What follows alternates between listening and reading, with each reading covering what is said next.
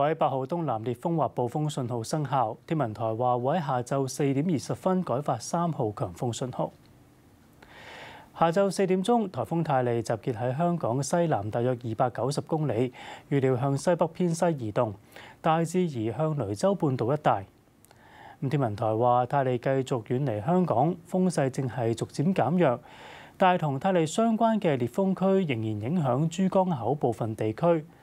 本港西南部離岸海域初時仍然係會吹烈風，高地可以達到暴風程度。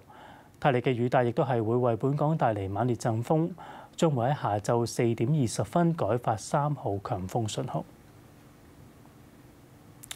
駐港鐵咧係會逐步加密班次，其中荃灣線、觀塘線、港島線、南港島線以及係將軍澳線北角至寶林會加密至到5分鐘一班。將軍澳線調景嶺至到康城、機場快線、迪士尼線10分鐘一班。東涌線7分鐘一班，屯馬線6分鐘一班。至於東鐵線金鐘至羅湖4至8分鐘一班，金鐘至落馬洲12分鐘一班。大部分巴士路線同埋渡輪將會陸續恢復服務。九巴同龍運巴士大部分嘅路線將會喺下晝5點鐘開始陸續恢復服務，部分路線有臨時安排。城巴大部分日間路線會喺下晝4點半開始陸續恢復服務，而新大嶼山巴士路線就會喺下晝3點半開始陸續恢復正常服務。